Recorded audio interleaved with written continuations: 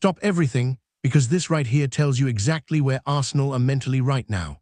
While rival legends throw shade and pundits scramble for narratives, Mikel Arteta has responded in the coldest, most elite way possible, and it perfectly sums up the mindset inside this football club as a season-defining night approaches.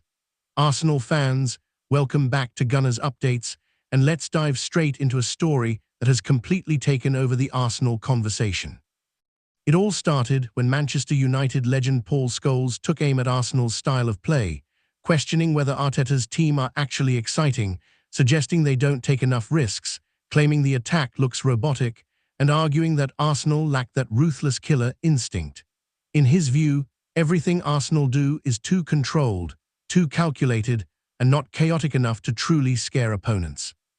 After Arsenal's defeat to Manchester United at the Emirates, Scholes doubled down on that criticism, pushing the narrative even harder. But then came Arteta's response, and it was ice cold. Ahead of the Carabao Cup semi-final's second leg against Chelsea, Arteta was asked directly about the growing criticism and specifically about Scholes' comments. His reply was just 4 words, delivered calmly, confidently, and with a knowing smirk. "Good, thank you very much. That was it. No rant." No defensive explanation. Just the response of a manager who knows exactly what he's building and isn't remotely rattled by outside noise. But Arteta didn't stop there. He went on to explain why he believes this criticism simply doesn't hold up, and he backed it with facts. He pointed out that across Europe, Arsenal are being labelled one of the most exciting teams around, praised for their attacking football, their goal output, and their balance. Arsenal are among the top scorers in elite European football, boast one of the strongest defensive records, dominate possession and chance creation metrics, and continue to post elite numbers across nearly every statistical category. Arteta's point was clear. Outside England, Arsenal are admired. Inside England, certain pundits are desperate to poke holes in a project that is clearly moving in the right direction. Then Arteta shifted the conversation to something even bigger: trophies. He spoke about what winning the Carabao Cup would mean, not just for the fans, but for the squad itself. He explained that winning unlocks something inside players, that it creates belief, momentum, and a cycle of success. Some players have never lifted silverware at the highest level, and there is always a first time. In Arteta's mind, one trophy can be the spark that leads to many more, whether that's in the Premier League, the FA Cup, or even Europe. He wants this group to experience that feeling together, starting now. When asked about the reaction from sections of the crowd after the Manchester United defeat, Arteta shut that down just as firmly. He said he doesn't expect anxiety, he expects the same energy that has powered Arsenal all season.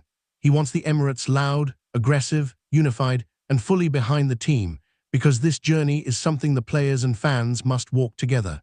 His message was unmistakable. Ignore the noise, trust the process, and focus on what's being built. And that message couldn't be more relevant because Arsenal have now arrived at the Emirates Stadium for one of the biggest nights of the season, the Carabao Cup semi-final's second leg against Chelsea. This is not just another game. This is Wembley on the line. Arsenal carry a 3-2 advantage from the first leg, but the tie is far from settled after Alejandro Garnacho's brace kept Chelsea alive. As the team bus pulled up to the Emirates, the mood was intense and focused. No smiles, no celebrations, just pure concentration. Inside the stadium, fans gathered early, singing, waving flags, and creating an atmosphere worthy of the occasion. Cameras caught Saliba, Rice, Martinelli, Gabriel, Timber, and Odegaard stepping off the bus one by one, locked in and fully aware of what's at stake. A place in the final, a shot at silverware, and massive momentum heading into a brutal run of fixtures. But the build-up hasn't been without setbacks. Arsenal have been hit with a major injury blow, with Mikel Arteta requiring surgery on a fractured foot and expected to be sidelined until at least May. Arteta described it as a rare injury and a huge loss. Bukayo Saka's situation is also causing anxiety after he pulled up during the warm-up against Leeds with a hip issue. Arteta confirmed he felt better, but admitted a late fitness test will decide his involvement, with no risks being taken. There is some positive news, though. Max Daumann is progressing well and is back on the pitch, expected to return next month in the FA Cup. The rest of the squad is largely fit, and this is not a rotation night. This is full strength, full focus, everything on the line. Expected selections suggest Arsenal will go strong and aggressive, with Calafiori returning at left back, a huge boost, and key decisions to be made in attack depending on Saka's fitness. As the players walked through the Emirates tunnel, the body language said it all. Timber looked fearless, Saliba and Gabriel moved together as the defensive spine, Odegaard was all business, Trossard looked sharp and confident, and the forwards knew this was a game that could define their season. Win, and it's Wembley. Lose, and it's a disaster.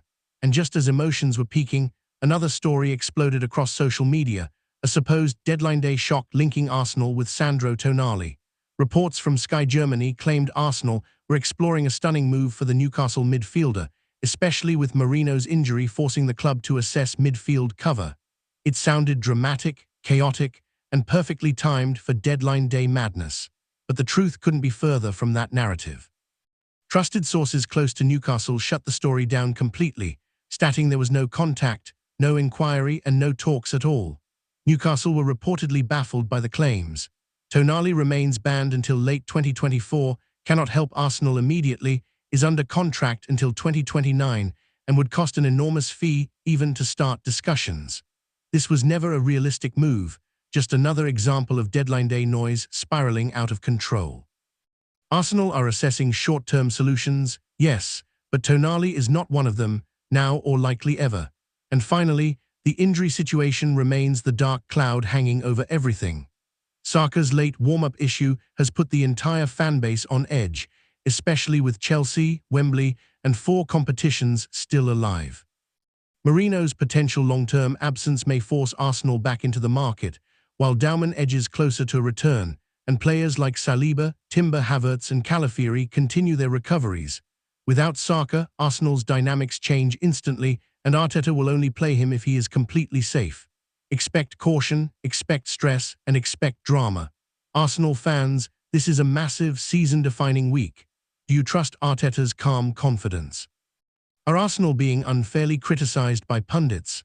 Should Saka be risked if he's only 80% fit? And could winning the Carabao Cup ignite a trophy cycle for this team? Drop your thoughts in the comments, smash the like button, subscribe to Gunners updates for daily Arsenal news, injuries, arrivals, and matchday stories. And as always, come on you Gunners.